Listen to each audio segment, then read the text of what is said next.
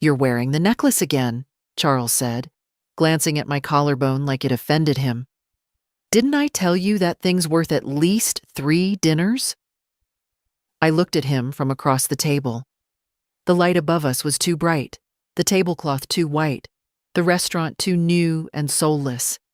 His wife Claire was busy unfolding her napkin with manicured fingers, pretending she didn't hear. "Yes," I answered, placing my purse gently on my lap. "You did tell me." He leaned forward, lowering his voice but not his cruelty. "Well, if you want to eat here, maybe consider selling it." I smiled, quietly. Then I closed my purse and set it on the empty chair beside me. That was the moment I understood. I hadn't come to dinner. I'd come to say goodbye. The waiter came over just then, full of the usual practiced warmth. "Will you be having the sea bass tonight, ma'am? It's very popular." "I won't be staying," I said, and stood. Claire's face flushed instantly. "Oh, don't be dramatic, Martha. Charles was only joking." "No," I said calmly. "He wasn't." For a moment, no one moved. The clinking of glasses and murmured laughter from other tables went on, detached from the quiet violence unfolding at ours. I reached for my coat. "Thank you for the invitation," I said, not unkindly. "I hope you both enjoy the evening." Charles stood up too, a little too fast, knocking his knee against the table. "Mother, sit down. You're making a scene." I looked him straight in the eyes.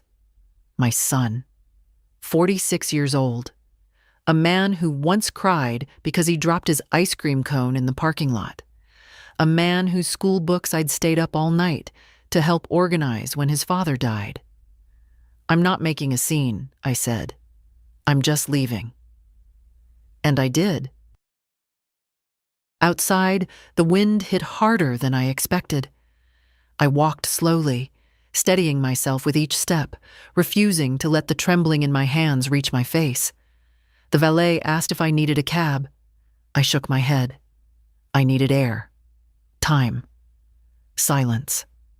I walked down the street, the heels of my shoes too thin for the cracked pavement, the pearls around my neck cold against my skin. That necklace had been a wedding gift from my mother. I hadn't worn it in years. Until tonight. A gift from one woman who understood what it meant to survive, to another who was still learning.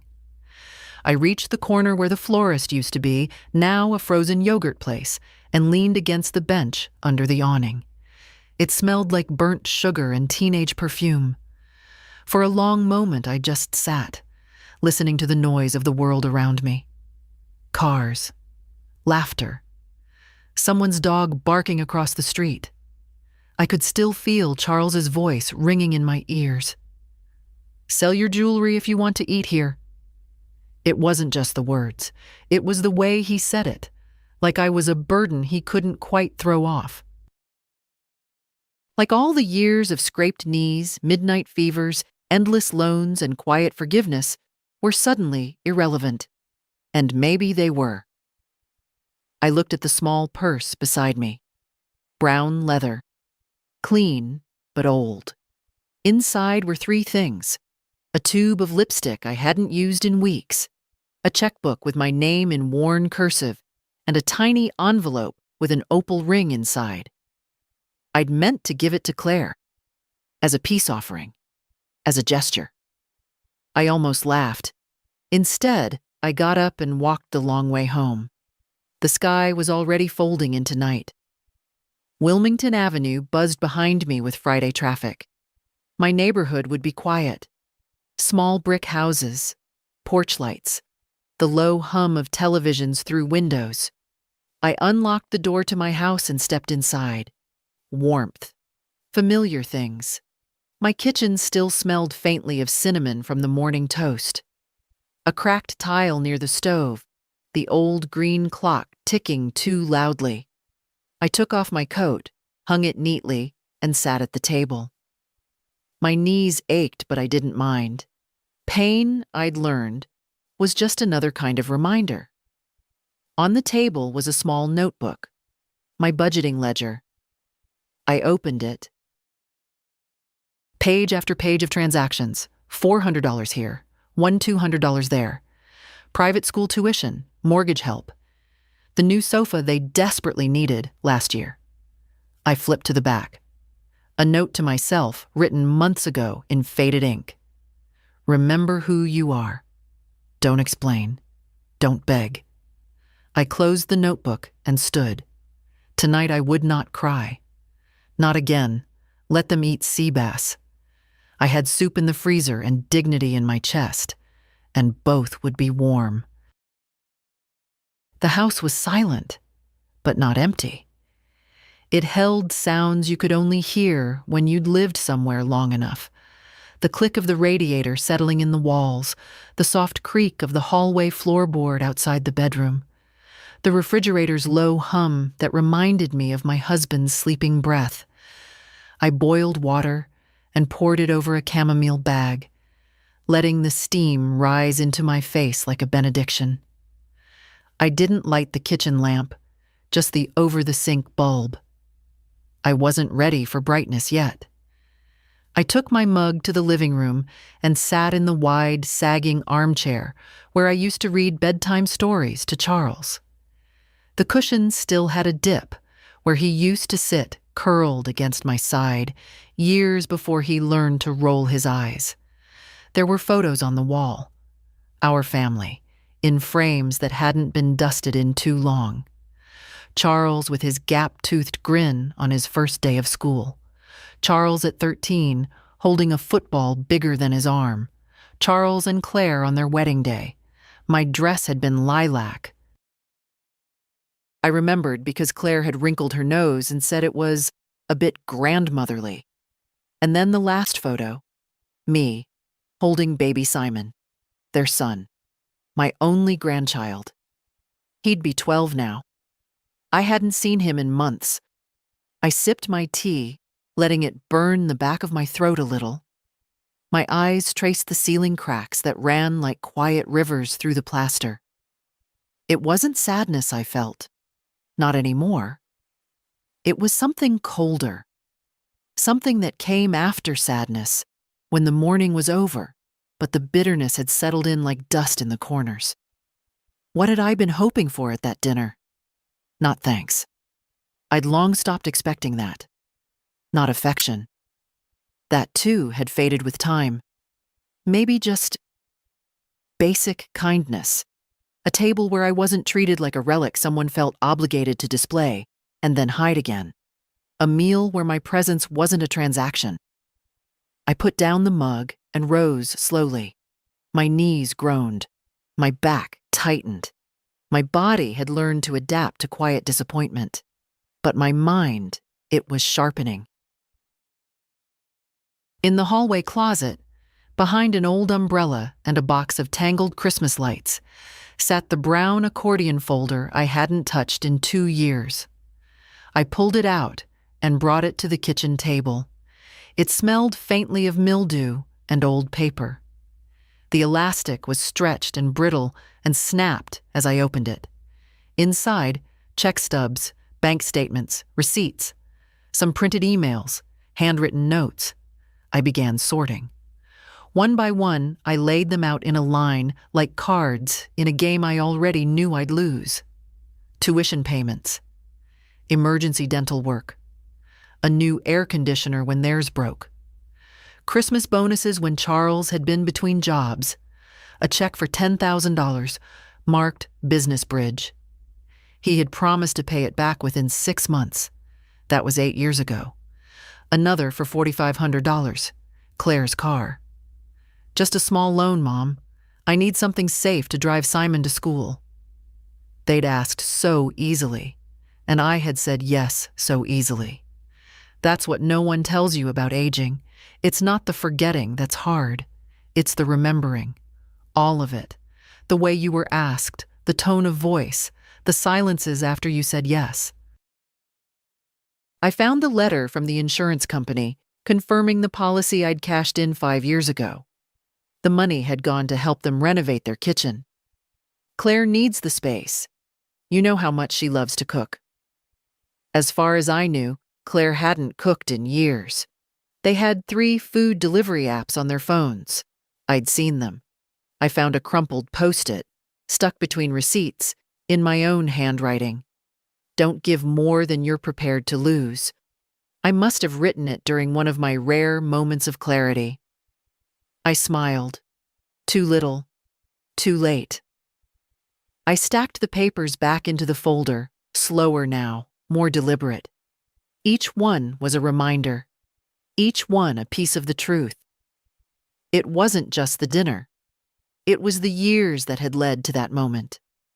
The first time Charles said, "Can we just keep this between us?" The first time Claire looked through me like I wasn't even in the room. The way Simon, once sweet and curious, now barely said more than 2 words to me. I had allowed all of it, with every dollar, every gesture, every silence. I had made myself smaller and smaller until even my presence at dinner felt like a luxury they could revoke. I stood and stretched. My legs trembled a bit. I held the edge of the table for balance, then carried the folder to the secretary desk in the corner and locked it inside. Tomorrow I would visit the bank, but tonight I would sleep. Not the restless half-sleep I'd grown used to, full of worries and rationalizations. No. Tonight I would sleep with a heart that, while bruised, had finally started to beat on its own terms. And for the first time in years, I wouldn't dream about what I owed. I'd dream about what I still had left. I didn't sleep deeply, but I slept fully. When I woke, the light coming through the curtains was gray and clean, the kind of morning light that asks nothing of you. I sat up slowly, my joints stiff but bearable. There was no rush. That was the gift of my age. Time was no longer a tyrant. I made coffee instead of tea. I wanted the bitterness. At 9 sharp, I was dressed and ready. Slacks, blouse, coat, neat, modest. The opal ring was still in my purse. I didn't take it out. The bank was only 3 blocks away. I didn't drive. I wanted to walk. The cold air cleared the last bits of sleep from my bones, and as I moved down the sidewalk, past the bakery with its cinnamon haze and the pharmacy window full of vitamin displays, I felt something like steadiness return. Inside the bank, it smelled of carpet and air conditioning. The line was short. I waited behind a man with too much cologne and a woman holding a baby that stared at me with frank, drooling interest. When my turn came, I asked to speak to someone about my personal accounts. A young man named Terrence brought me into a small glass-walled office and smiled with too many teeth. "What can I help you with today, Mrs. Fletcher?"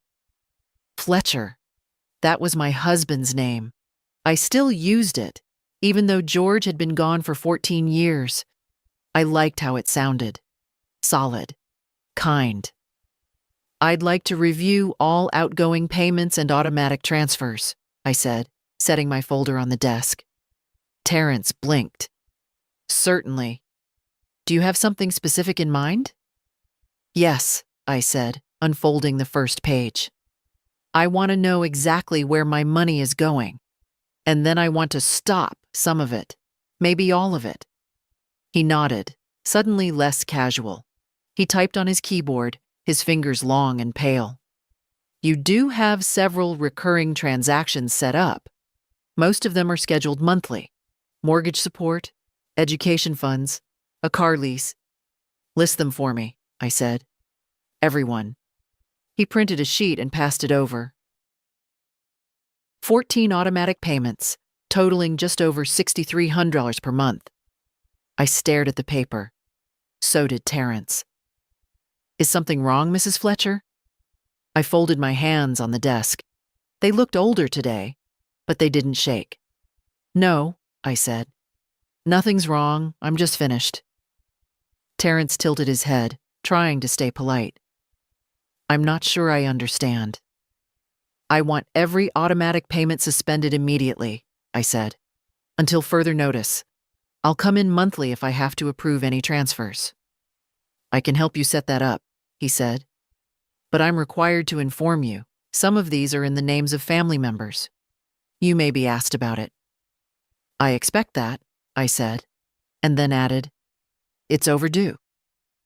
He hesitated. We'll need your signature on a couple forms, and I recommend printing out the full transaction history so you can keep a physical record. Do that, I said. While he printed, I looked out the window behind him. The street was quiet. A few leaves blew by in gusts of wind.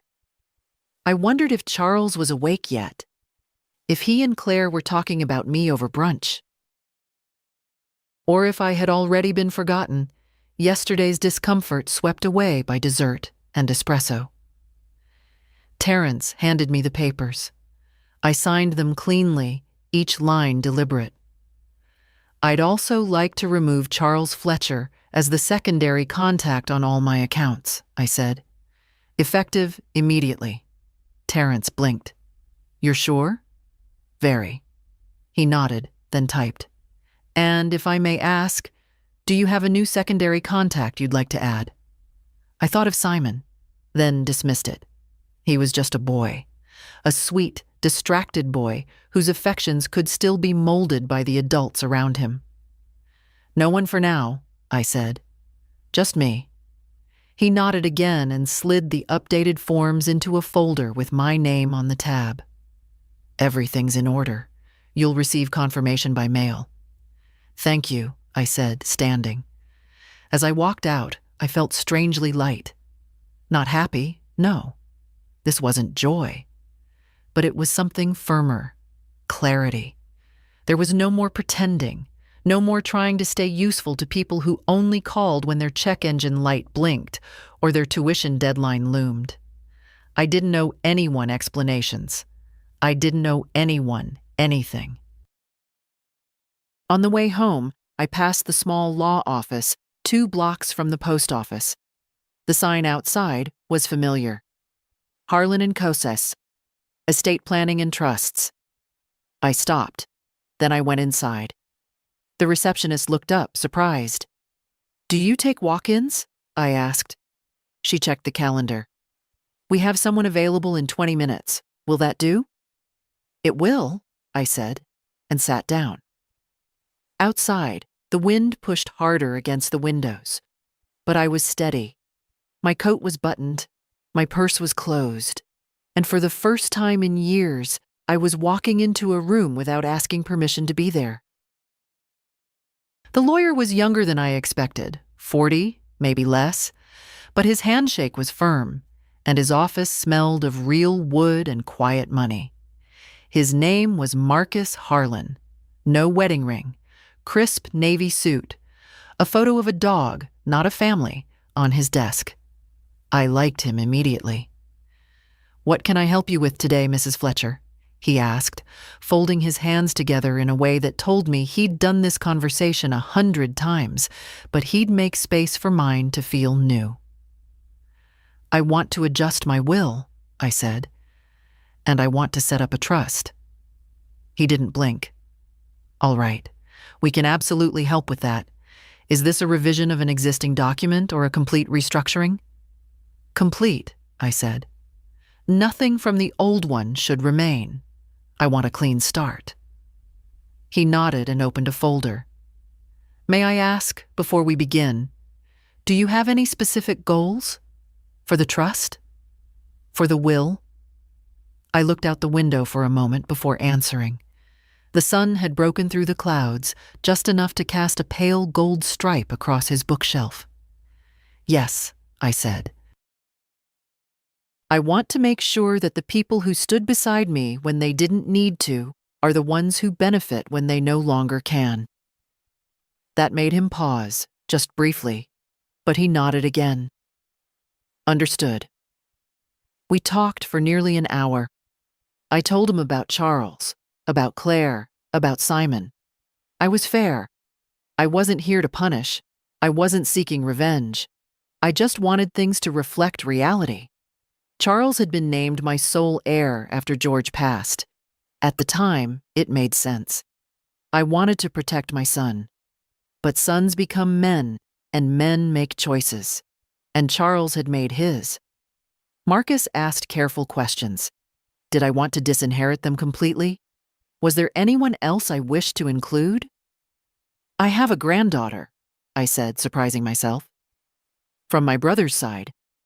Her name is Joanna.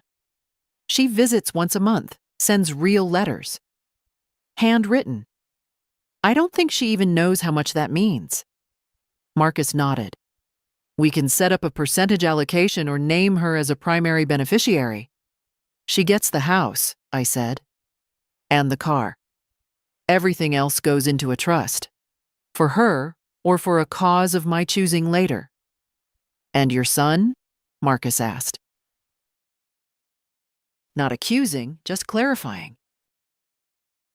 I considered. A letter, I said. He'll get a letter.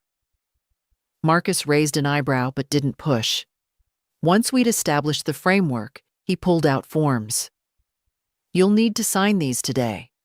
I'll notarize them, and then we'll begin drafting the final documents. I signed. My hand shook slightly on the first line, but not on the second, or the third. By the time we were done, I had a folder of my own, sleek, embossed, organized. It felt more solid than any family photo. Do you need assistance informing your family of these changes? Marcus asked as he walked me to the door. No, I said. Let life inform them. It has a louder voice than I ever did. Outside, the wind had calmed. I walked home the long way, passing the bookstore, the diner, the park.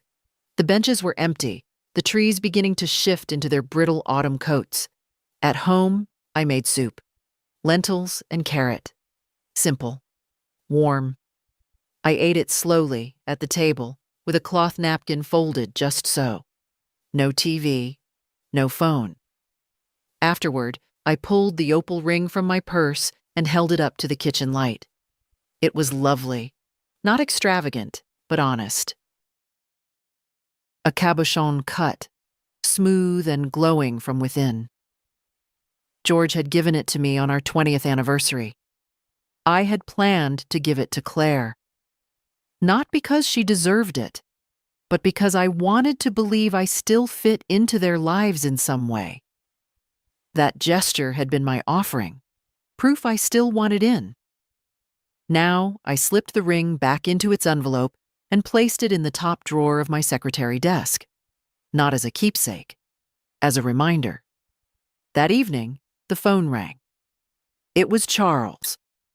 I let it ring until the machine picked up. Mom, it's me. Just wondering if everything's okay. Claire said you left kind of suddenly yesterday. She thinks maybe it was her tone, but I told her it couldn't be that. Anyway, give me a call. He hung up. No apology. No question that acknowledged anything deeper than inconvenience. I picked up the phone and erased the message.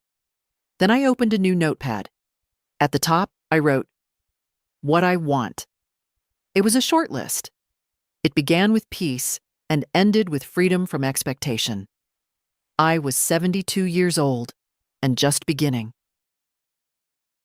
The next morning, I woke before the sun. Old habits. George used to say that real clarity came before breakfast. I never believed him at the time. I do now. I made a pot of tea and sat by the window, watching the sky lighten behind the chimney stacks. It would be a quiet day, and that was exactly what I needed. There was still one last task I hadn't touched. A box at the back of the closet. Not papers, not receipts, no numbers at all. Just memory. I slid it out from beneath a folded quilt. The cardboard had softened at the corners, the tape browned with age. Inside were pieces of my life I hadn't seen in decades. George's old watch, still not ticking. A faded apron with flour in the pocket. Birthday cards with awkward child handwriting. To the best mom ever. From a boy who no longer called me that. At the bottom, wrapped in tissue, were the earrings. Tiny sapphires set in silver. They had been a wedding gift from George's mother. I hadn't worn them in over 20 years. I wasn't sure I ever would again, but I wasn't here to cry. I was here to account. I brought the box into the kitchen and laid each item on the table like evidence. These were the things I'd never tried to sell, not even when the roof leaked or the washing machine broke or Charles lost his job for the third time and needed just a little help to get back on his feet.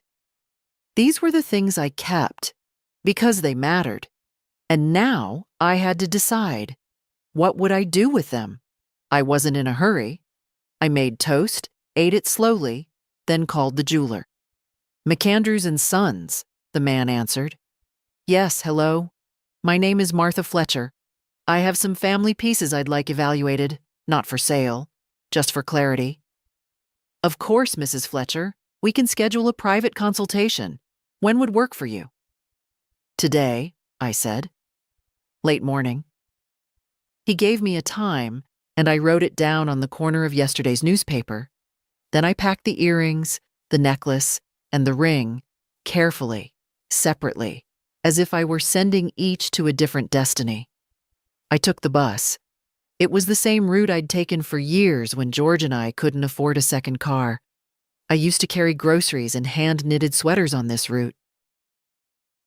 Now, I sat with a soft-sided jewelry case in my lap, and the kind of calm that only comes from no longer needing anyone's permission. The shop was quiet, all velvet displays and soft lighting. The man behind the counter was younger than I'd expected, maybe my Charles's age. He greeted me with a practiced warmth, then led me to a small room with a lamp and a scale. "Let's take a look," he said.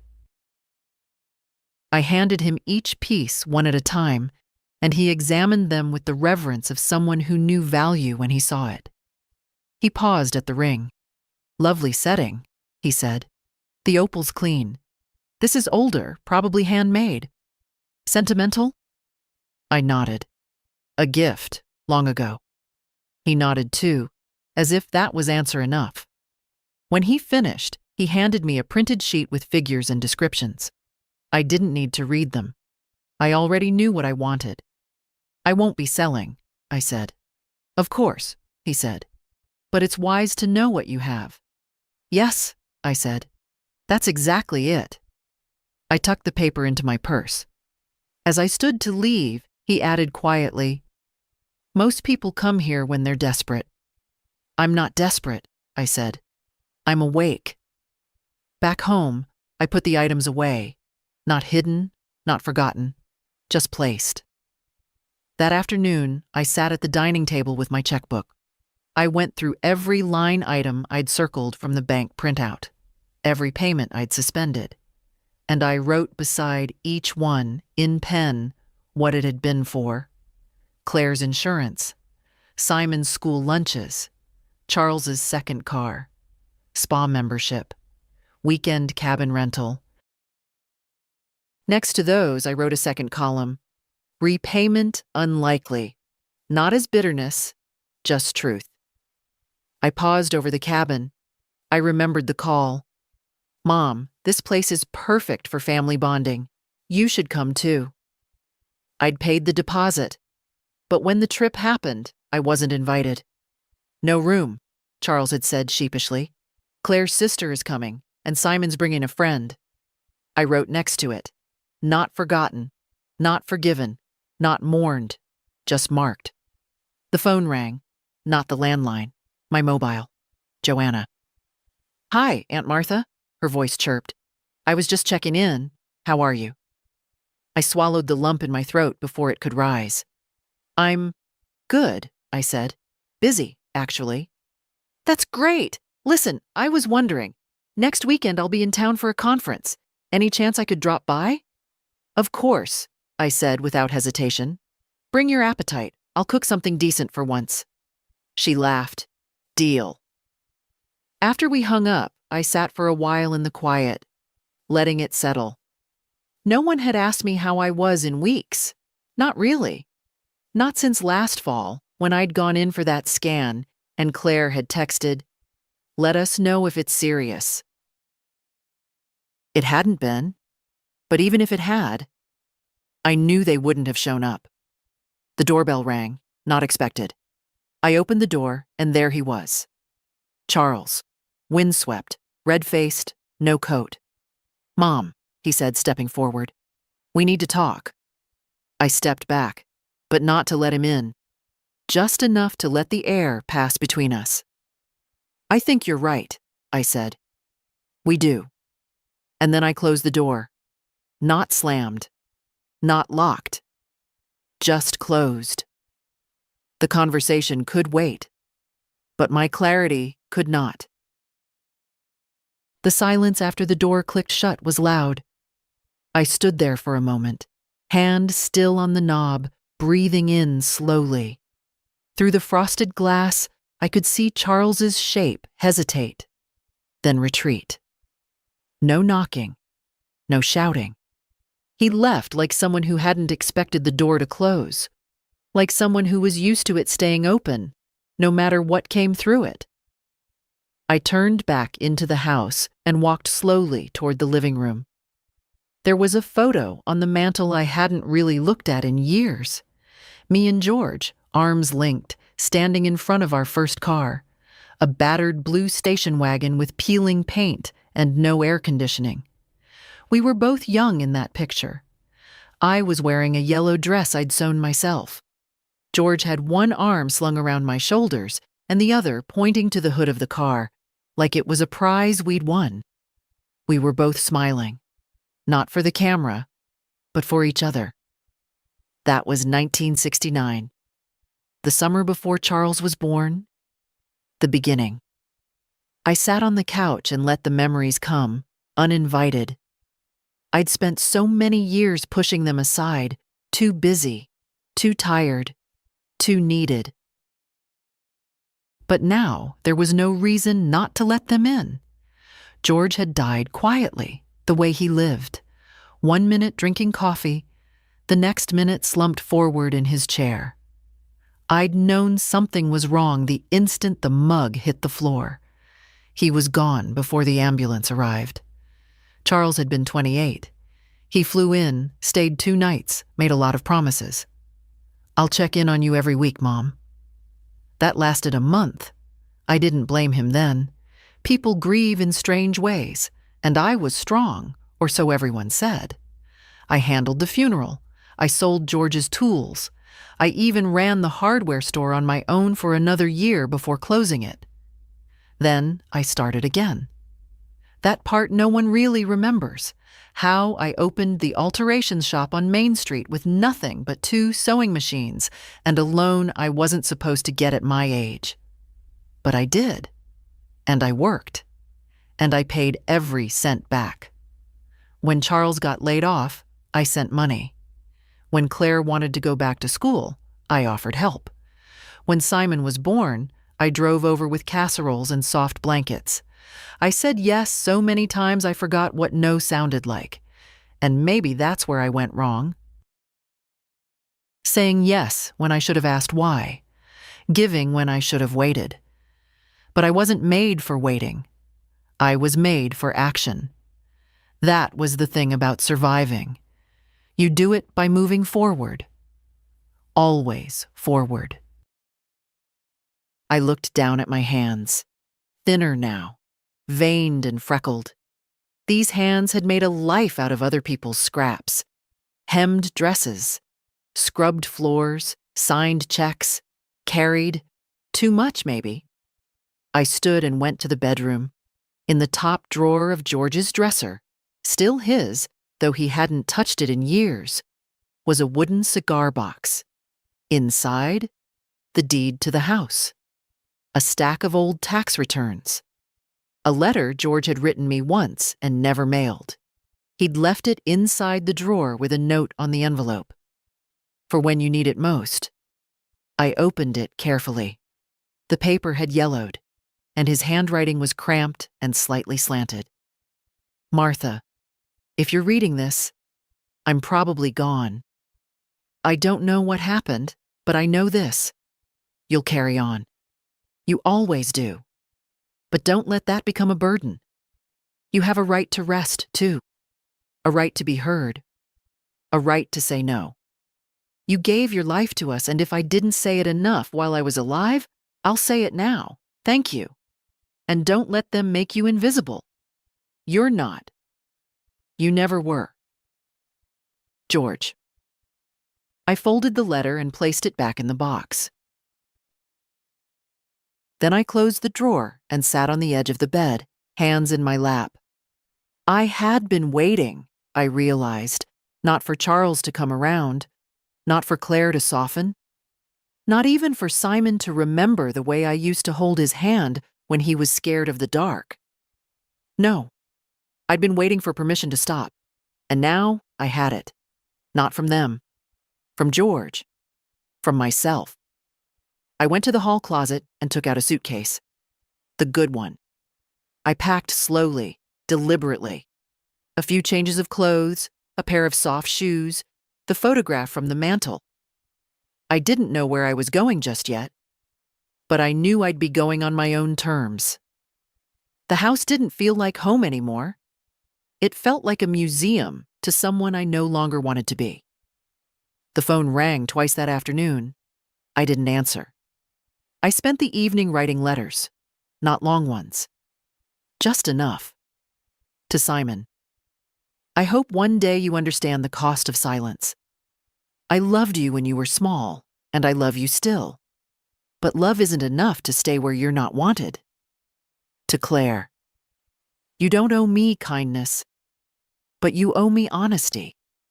One day, I hope you give it to someone, even if it isn't me. To Charles. I didn't write anything. Not yet.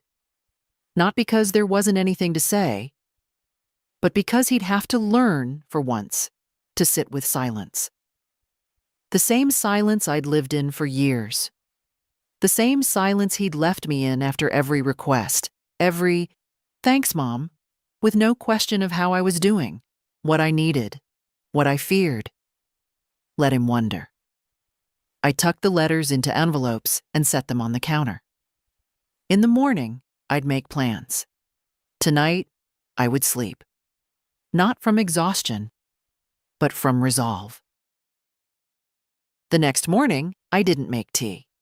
Instead, I opened the windows. The autumn air rushed in like a guest who'd been waiting outside too long.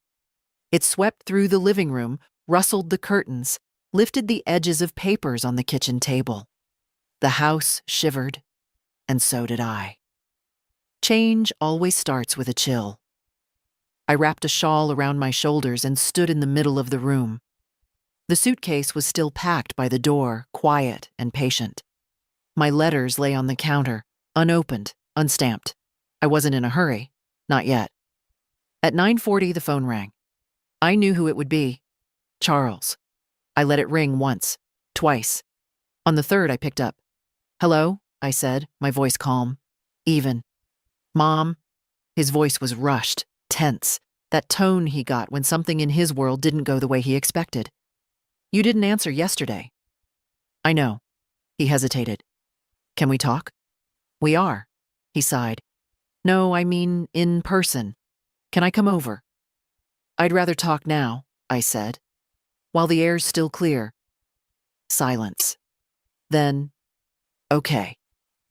I sat down. He didn't. I could picture him pacing somewhere. His office, maybe, or his car. He always had trouble being still when he wasn't in control. "What's going on?" he asked finally. "Claire said you left dinner because of something I said, but, Mom, I was joking." "You weren't," I said simply. "Well, I didn't mean anything by it." "But you did." He exhaled hard through his nose. "Okay, fine. Maybe I was frustrated. You always bring up the past, the sacrifices, Look, I just wanted a nice night. And I wanted respect, I said. We both left hungry. He didn't respond. I let the pause grow long enough to make him uncomfortable. Then I added, Charles, I've canceled the automatic payments. That got him. What? Everyone, as of this week. I spoke to the bank. I spoke to my lawyer. He started talking over me, fast, panicked. Wait, what? You can't just… Mom, that covers Simon's school, Claire's health insurance, the second mortgage. That's thousands of dollars. I know, I said. I signed the checks. You didn't even warn me. I wasn't required to. He made a sound, half laugh, half scoff. You're punishing us. This is because of one bad night? No, I said. This is because of 15 years. He went quiet. I could almost hear his thoughts, gears turning, weighing what he could say to turn this around. But I wasn't a problem to be solved.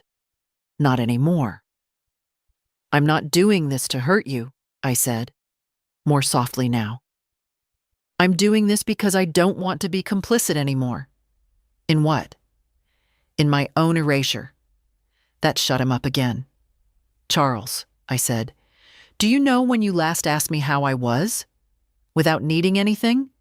Without prefacing it with, hey, Mom, quick thing? Do you remember? He didn't answer. I do, I said. It was the year Simon was born. You came over just to check on me after George died. You brought soup. You let me talk. That was a long time ago. Yes, I said. It was. Mom, come on. You're overreacting. We're family. Families don't get to treat each other like banks with doormats, I interrupted. Don't call that family. I've been under a lot of stress, he said, shifting tactics. The business. Simon's grades. Claire's been… I closed my eyes. Charles, I don't need excuses. I don't even need apologies. I need boundaries. He laughed bitterly. You sound like a therapist. I sound like someone who's finally listening to herself. More silence. Then quietly, what do you want from me? And there it was. The first honest question. I let the moment sit before answering. I want you to understand, I said. Not just hear me. Not just nod and wait until I go quiet. I want you to understand that I gave you my life. And somewhere along the way, I lost myself. And that ends now. He didn't say anything. I didn't rush to fill the silence. Finally, he said, so what? You're cutting us off? I'm choosing myself, I said. If that feels like being cut off, maybe it says something about the way we've been connected. I don't know what to say. I know. Another pause. Then, grudgingly, can I come by tomorrow, just to talk? You can, I said, but not to convince me, not to reverse anything. Okay, he said. I waited, and for the first time in a long time, he added quietly, how are you, Mom? I didn't expect the question to land the way it did. I felt it in my chest, like an echo of something I used to be. I'm still figuring that out, I said honestly. Then I added, but today, I'm better than yesterday. He didn't reply right away. Then, okay. And then he hung up. I set the phone down gently. Outside, the wind had slowed. The curtains fluttered less. The air was still clear. And so was I. The knock came just after noon. Not loud, not urgent. Just a few measured taps on the front door. I was ready. I'd been expecting him since breakfast. I had even laid out 2 cups on the kitchen counter, though I hadn't filled the kettle. I wasn't sure I wanted to offer tea, not yet. I opened the door. Charles stood there in his usual blazer and jeans, the kind of outfit that made him look casual, competent, in control. But today, his collar was wrinkled, and his hair had flattened on one side like he'd been lying down too long. He looked tired, not from work, from something deeper.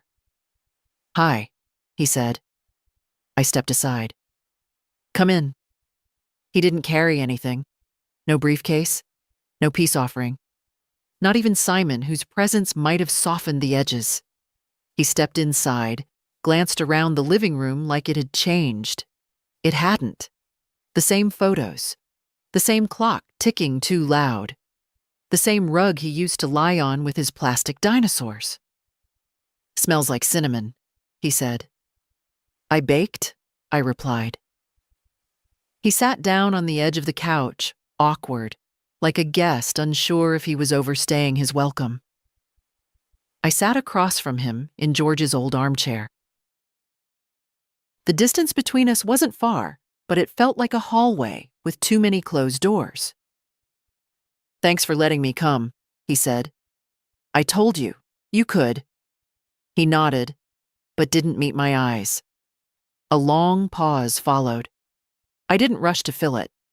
Eventually, he said, "Claire's furious." I raised an eyebrow. "She thinks you're punishing us." I didn't respond. I didn't need to. Charles sighed. "You really cut everything?" "Yes." "And the trust?" "Claire's friend works in estate law. She heard something through the firm." "I updated everything," I said. "Legally, permanently." "Mom," his voice softened, not pleading, but uncertain. "Why now? Why so suddenly?" "It wasn't sudden," I said. "It was slow, painfully slow, like dripping water carving stone. You just didn't see it happening." He rubbed his hands together. "You think I've taken advantage of you. I know you have." He flinched. That was the first visible crack. "You're my mother," he said. "I thought we had, I don't know, an understanding. We did. I gave. You took. That's not fair." "No," I said. "It's not." He leaned back, exhaling hard. "You don't understand the pressure we're under. Claire's job is unstable. Simon's grades are slipping. The mortgage—" "You've been saying that for 10 years, I interrupted. "But somehow, there's always money for new phones, for weekend getaways, for wine clubs and ski trips." "That's Claire." "No," I said sharply. "That's you too. You made the choices. You stood beside her while she looked through me like I was a staff member who overstayed her shift." He didn't argue. "You're right," he said after a while. "You're right about a lot of it. I guess I didn't think you'd ever—" "Say no?" I finished. He looked up. Met my eyes. "Yeah." I leaned forward, hands folded. "Do you remember the last time you hugged me without needing something?" His mouth opened, closed. "I do," I said. "Simon was too. You dropped him off for the weekend. You kissed me on the cheek and thanked me. That was the last time you looked at me with something close to warmth." He swallowed hard. "Mom, I'm not telling you this to hurt you," I said. "I'm telling you this because I spent years thinking if I gave enough, I'd be remembered. I'd be valued. But you can't buy love, Charles. I thought maybe I could earn it by being useful. But all it did was teach you that I came with conditions you didn't have to meet." He ran a hand through his hair. His fingers shook slightly. "I didn't realize," he whispered. "You didn't want to." He looked older now, not from time, from awareness. "I never meant to." He trailed off. I waited. "I just didn't think you'd ever pull away." "I didn't pull away," I said quietly. "You stopped holding on." Silence again. "I don't know what to say." "You don't have to say anything," I said. "But you will have to live with how things are now. That's not punishment. That's reality." He nodded slowly. "Do I get another chance?" I tilted my head. What would you do with it? He didn't answer, and that was answer enough. I stood. Do you want pie? I asked. It's still warm. He looked startled. Yes. Please. I brought 2 slices, served on mismatched plates. We sat, not speaking, just eating. For once, the silence felt neutral. Not heavy, not cold. Just true. When he left an hour later, he paused at the door. I'll call, he said. Only if you want to know how I am, I replied. He nodded once. I will. I didn't know if I believed him, but for now that was enough. The envelope arrived on a Tuesday. Cream-colored, heavy. The kind of paper people choose when they want to appear important. My name was written in neat cursive. No return address. I didn't need one. Inside was an invitation, not handwritten, professionally printed with little gold flourishes around the corners. You are cordially invited to a celebratory dinner honoring Simon Fletcher's Scholarship Award. The date was this Saturday. Time, 6:12 p.m. Venue, the Willow Bend Country Club. RSVP requested. I stared at it for a long time. There was no note, no personal message, just my name. As if someone on Claire's side had decided to include me at the last minute and printed one extra. Not a word from Charles, not even a phone call after his visit last week. And Simon? I hadn't seen him since he was 11. Still, I traced the letters of his name with my thumb. He'd always been a soft boy, quiet, careful, with large dark eyes like his grandfather. The kind who built castles out of couch cushions and gave you his dessert if you looked sad.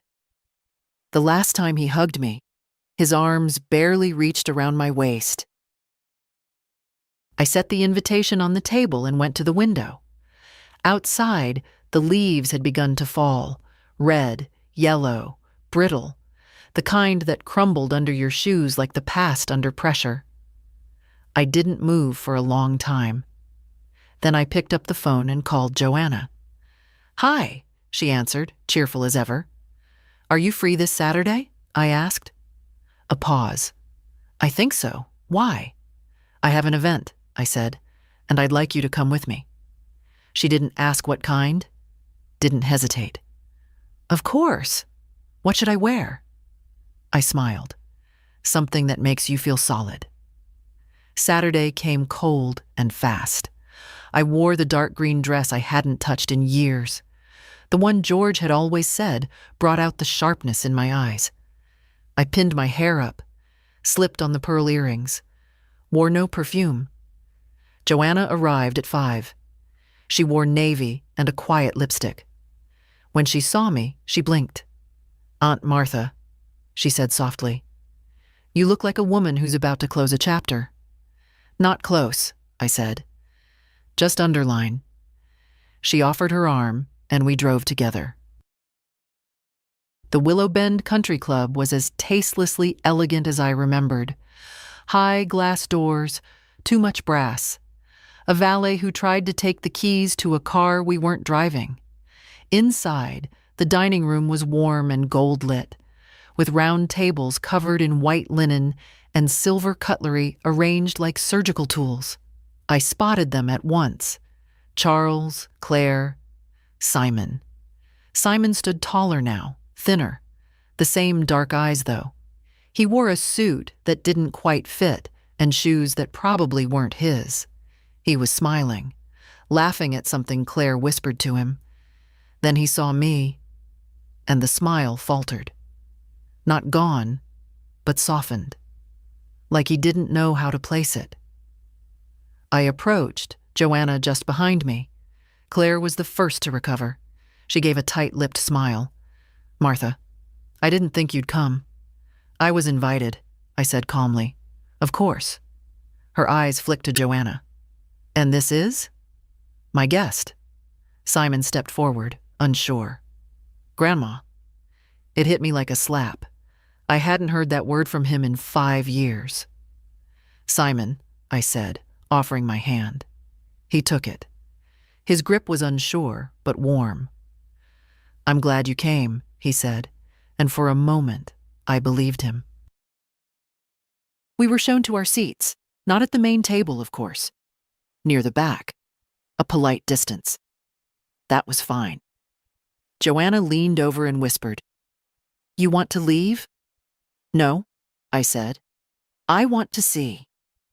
The speeches began shortly after the main course. Claire spoke first, full of careful pride, then Charles, standing a little too stiffly, thanked everyone for supporting Simon's future. He glanced at me once but didn't name me. And then Simon stood. He was nervous, but not shy. He thanked his teachers, his parents, his school counselor.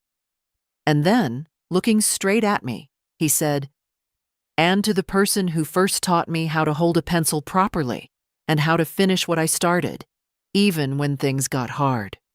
He paused. "My grandmother, Martha Fletcher." There was a silence in the room, brief but unmistakable. I didn't smile. I didn't nod. I simply looked at him. Because for the first time in years, someone saw me. After the applause, Simon returned to the table. He didn't sit near his parents. He came to ours. "Can I sit here for a bit?" he asked. "Of course," I said. He looked down at his plate, then back at me. "I'm sorry I haven't called." I touched his hand lightly. "You just did." We sat there, eating dessert, while across the room, Charles watched. Claire's mouth was tight with questions she didn't ask. Let them ask. Let them wonder. Because I was done explaining. And Simon? He had found his way back. That was enough. We didn't speak much after dessert. Simon sat beside me, finishing his cake slowly, like he didn't want to go back to their table. Joanna chatted with him about school, careful not to push. She had that instinct, the quiet ability to read a room, to step softly in other people's grief. At some point, I felt Charles watching us, not with anger, with uncertainty. He didn't come over. Neither did Claire. Let them sit with it, I thought. Let them sit with the shape of their own absence. When the evening ended, people filtered out with hugs and handshakes, the way they always do at these things. But Simon stayed beside me. Outside, under the soft glow of the club's lanterns, he hugged me again. Not stiffly. Not for show. "I mean it," he said. "Thank you for coming." "I didn't come for them," I said. "I know." He glanced toward the lot where Charles was standing by the car, arms folded, waiting. "I don't know how to be different from them," Simon admitted. "You don't have to be different," I said. "You just have to decide who you're going to be. Every time you're given a choice." He nodded. Then, "Can I call you tomorrow?" "Yes," I said. "You can." Joanna and I watched him walk away, shoulders slightly hunched, hands in his pockets. A boy again, just for a moment. In the car, neither of us spoke until we were almost back in my neighborhood. Joanna turned to me. "That was brave." "It wasn't," I said. "It was overdue." She didn't argue. When we got home, I didn't unpack. I didn't sit. I walked straight to the kitchen and opened the drawer where I'd left the letters. The ones I wrote after Charles came to the house. The ones I hadn't mailed. They were still there. I read them again, line by line. The one for Simon, I kept. The one for Claire, I tore in half. Not out of anger. Just clarity. There was no bridge to cross. Nothing to salvage. The one for Charles, I still hadn't written. Until now. I sat at the table, took out a pen, and began. "Charles, you've asked for explanations, for context, for a map through all this. I don't have one. What I have is this. I gave and gave and gave, And not once did you ask if I had anything left. Not once did you ask what it cost me. You didn't see me, Charles. You saw what I could do for you. And when that changed, when I finally asked for space, for dignity, for a simple thank you, you called it cruelty. But here's the truth. Saying no to you is the kindest thing I've done for myself in years. It's not too late. But the road back doesn't go through my wallet. It goes through your heart. If you ever find it, you know where to reach me. Martha. I didn't sign it, Mom. That wasn't a title anymore. It was a role. And he'd retired me from it a long time ago. I folded the letter and placed it in an envelope. On Sunday morning, I mailed it. No tracking, no registered mail, just a plain white envelope with his name. Then I went to church, not for the sermon, not even for the music, but because I wanted to sit among people who still believed in second chances, who still made casseroles for neighbors, who still asked, "How are you?" and meant it. Mrs. Heller was there, and old Mr. Dunn. And 2 pews down, the Harris girl, the one who'd lost her husband in June. We nodded to each other the way widows do. No pity, no intrusion, just recognition. Afterward, they invited me to coffee in the church basement. I said yes.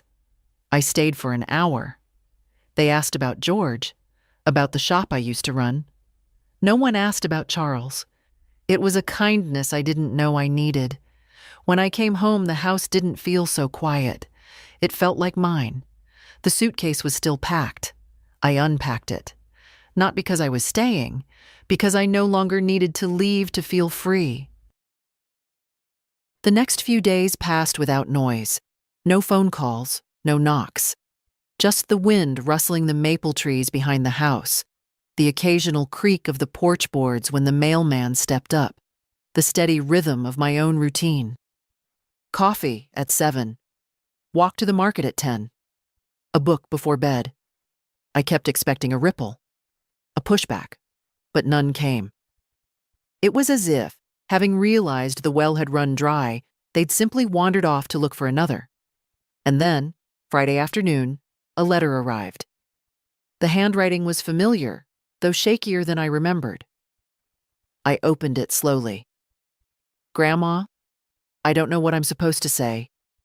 Mom and Dad aren't talking much about what happened. But I know you were there for me last weekend. And I know you didn't have to be. I'm sorry for not being around. For forgetting you were more than just Grandma who bakes. I remember things now. You showing me how to draw trees. Telling me that sometimes love is quiet, but still true. I'm not sure where I stand with them, but I know I want to know you. If you'll let me. Simon. I folded the letter with careful hands and set it on the table. I didn't cry.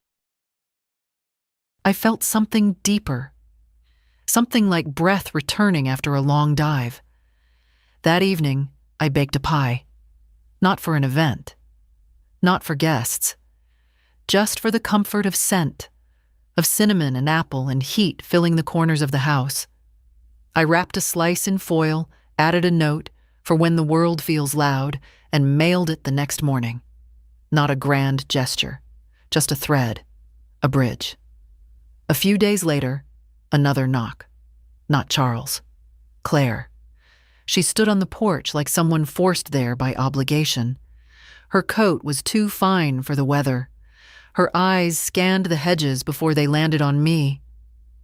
I thought we should talk, she said. I didn't move to invite her in. She adjusted her purse strap. Charles isn't handling this well. He's lost sleep. He's distracted. He's not himself. And what does that have to do with me? I asked, quiet but firm. She blinked. You're his mother. I was his enabler, I corrected. Now I'm not. Claire stiffened. We all make mistakes. You made a pattern. Silence stretched between us. She shifted her weight from one foot to the other. I came because I thought you'd want to find a way back. I looked at her. This woman I'd once tried so hard to befriend. The one I'd offered jewelry, recipes, rides to appointments. The one who never once asked what I needed. I already found it, I said. Back to myself. Her mouth opened, then shut. Finally. Well, I tried. Yes, I said. You tried, when it started affecting you. She left without another word. I closed the door, slowly. That night, I lit a candle in the kitchen window, not for anyone to see, just for me. A small flame in the dark. Something still burning after everything, and in the morning, the house didn't feel cold. It felt earned. The first snowfall came earlier than usual. I watched it from the armchair by the front window, wrapped in a thick shawl George once brought back from a trip to Asheville. The flakes fell slow and clean, covering the street in silence. It was the kind of snow that made the world seem kinder than it was. I didn't have anywhere to be. No one waiting on a casserole. No errands for other people's lives. Just the steady rhythm of my own breathing, the kettle starting to hum behind me, and the peace of being unnecessary to anyone but myself. I sipped my tea and opened Simon's letter again. I'd already read it 3 times. There was a sentence near the bottom I hadn't paid enough attention to before. I remember when you told me the truth isn't something you shout. It's something you live. I had told him that. He was 8, I think, and crying because a boy at school called him soft. I sat him on the porch swing, wrapped his little fists in mine, and said those words like I believed them. And now, years later, he'd remembered. Not the casseroles, not the birthday gifts, not the money, but the porch, the words, me. That was the kind of inheritance I wanted to leave behind. Not real estate, not jewelry, not carefully drafted wills and frozen dinners with a name tag. Truth, lived, not shouted. The phone rang just after noon. I answered on the second ring, not rushed. Grandma? Simon. Yes? I'm outside. I looked through the window, and there he was, standing in a coat too thin for the weather, holding a paper bag, snow dusting his shoulders. I opened the door. You didn't call first, I said. I know, he said. I didn't want to give you time to say no. I smiled. Smart. He stepped in, stomping the snow from his boots. I handed him a towel and he wiped his hair. His cheeks were red from the cold, but his eyes were steady. I brought something, he said, holding up the bag. Inside, a jar of honey, a loaf of bread, and a small, lopsided candle. I made it, he said, nodding at the candle. School project. Smells like cedar and orange. I lifted it to my nose and breathed in. It smelled like December. And memory. We sat in the kitchen. I toasted the bread. We didn't talk much while we ate. He watched me like someone trying to read a book slowly, afraid of missing something. Afterward, we moved back to the living room. I lit his candle and set it on the coffee table. You don't have to explain anything, he said suddenly. Not about Dad, or money, or any of it. I wasn't going to, I said gently. I just wanted to be here, he said. With you. I nodded. That's all I ever wanted from any of you. He looked down at his hands, then up again. I used to think you were just kind, but now I know you were strong. You still are. I didn't answer. He didn't need me to. We sat in silence, the kind that doesn't feel empty, while the snow thickened outside and the candle's flame burned low but steady. That evening, when he left, he hugged me again. Not like a boy, like someone who knew exactly what he was doing. I watched him walk back through the snow, his footprints sharp in the white. I didn't feel proud. I felt seen. In the weeks that followed, Simon began calling every Sunday. Not long conversations, just enough. A few updates, a question or two. Laughter sometimes. Silence, sometimes too, the good kind. The kind that sits between people who know they don't have to fill space to be welcome in it. Once he asked if I remembered the stories I used to tell him about the bluebird that nested in our mailbox when he was little. I told him of course I remembered. How it laid 3 eggs. How we checked on them every day. How I made him promise not to touch the nest. He said he'd written a poem about it in English class. I didn't ask to read it. I didn't need to. That Sunday, after we hung up, I found myself at the mailbox again, brushing off the frost. No nest this time. Just memory. Claire called too, once, not to apologize, to inform. "There's been a shift in Charles's job," she said flatly. "He may be out by next quarter." I listened, waited. She paused, then softly. "He's not doing well." "What does that mean?" I asked. "He doesn't sleep. He walks around the house at night. He says your letter won't leave his head." I said nothing. "I'm not asking for anything," she added. "I just thought you should know." It was the most human thing she'd said in years. "Thank you," I said, and meant it. She hung up. A week later, a letter came from Charles. Not typed, not long, just 6 lines. "Mom, you were right. I didn't see you. I saw what you gave me, and I assumed you'd always be there to give. I don't know how to fix that, but I want to. If you ever feel like it, call me. Love, Charles." I didn't cry. I put the letter in the drawer beside George's. Some things need time. Others just need to be left where they are, as evidence that clarity, when it comes, is often too late for restoration, but just in time for reckoning. That Sunday, Joanna came over. We made soup together, just like old times. She peeled carrots while I sliced leeks. We moved around the kitchen like women who understood what it meant to be useful, but not used. "I saw your name on the donors list at the women's shelter," she said. "I didn't put it there." "Well, it's there," I shrugged. "Let them wonder," she smiled. "You're changing things even now." "I'm setting things right," I said. For myself.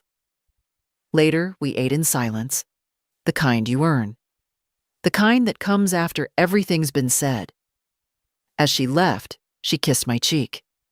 "You seem lighter," she said. "I'm no longer carrying what was never mine to hold," I said.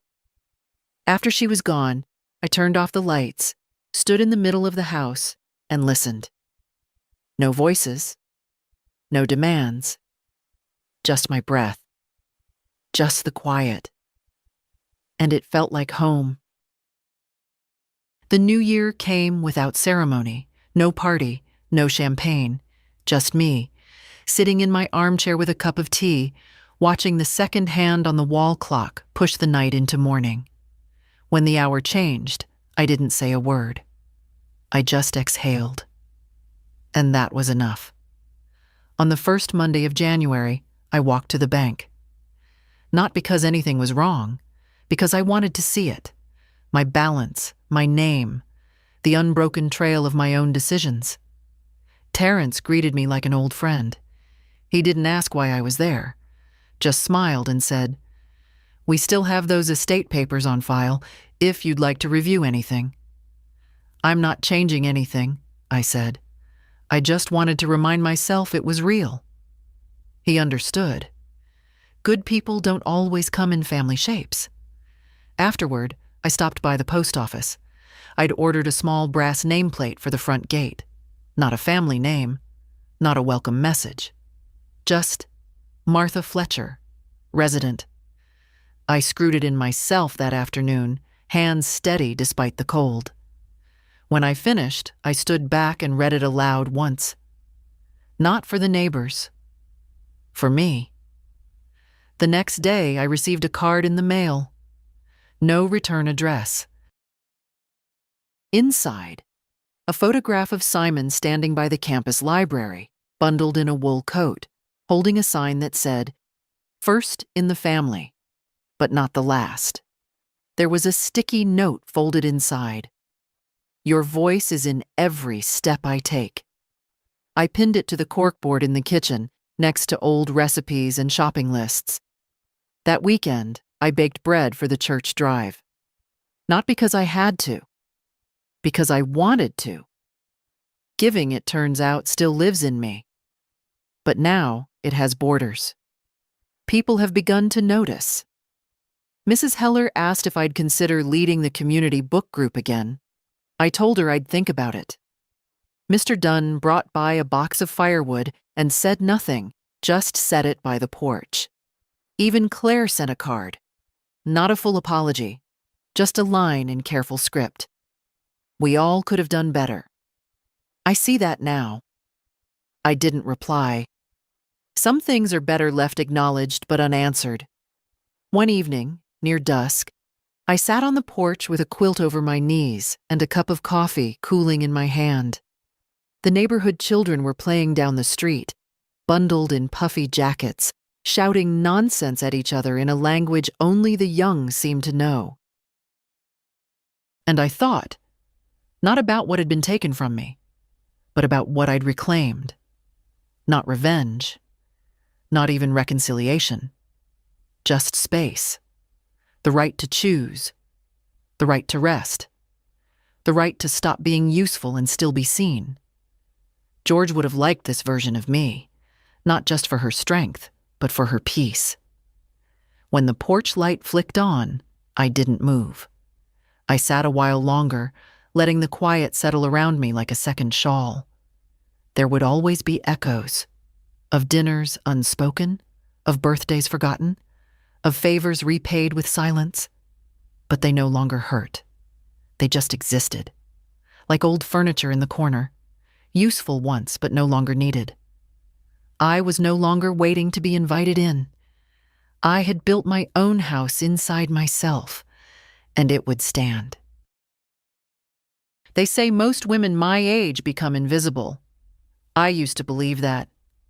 Then I stopped showing up the way they expected me to, and suddenly they all started looking. The pharmacist asked if I needed help reaching something. The young woman at the bakery called me ma'am and offered a discount. Even the man from the utility company, who never once looked me in the eye during all the years I paid Charles's overdue bills, paused and asked if I was doing okay these days. I said yes, and I meant it. This wasn't the life I imagined I'd have in my 70s. I'd pictured holidays filled with loud laughter and messy tables, grandchildren asleep on couches, someone calling out from the kitchen, "Mom, where's the cinnamon?" Instead, I have silence. A small house with worn floors. A single voice, mine, moving through it without hesitation. And it is enough. Some mornings, I walk through the neighborhood and notice how little has changed. The Gransons still keep their lawn too neat. The Martinez kids still ride their bikes too fast around the corner. The same tree near the bus stop still leans to the left, like it's tired of pretending it's growing straight. But I've changed. I no longer shrink in conversations. I no longer explain my choices as if I've committed a crime. I no longer ask myself if I was too harsh, or too cold, or too late. I was right on time.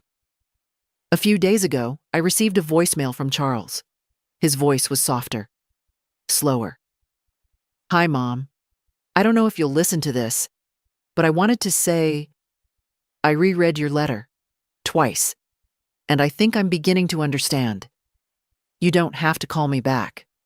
I just wanted you to know I'm listening now." I didn't delete it. I didn't return the call. Some doors remain closed, not out of anger, but out of understanding. Some love is better from a distance. Simon visits once a month now. He doesn't stay long. We drink tea, talk about books, sometimes just sit quietly and eat what I've baked. He brings news of school, of his plans. He asks questions, not just about the past, but about me, who I was, who I am. Once he asked if I ever regretted anything. I told him no. Regret requires believing you had the power to choose differently when you didn't even know a choice existed. But I know better now. These days, I write in a small notebook I keep by the bed. Not for anyone else. Just for me. I write what I notice, what I remember, what I refuse to forget. Yesterday's entry. Freedom doesn't come when they stop taking. It comes when you stop giving what was never yours to give. That night, I slept well. Dreamless. Still. If you're reading this and you've ever felt like you disappeared the day they stopped needing you, don't believe it. You were never invisible. You were just looking at the wrong eyes. Start with your own. And if this story spoke to something in you, share it. Not for me. For every woman who was told she should be grateful for the silence.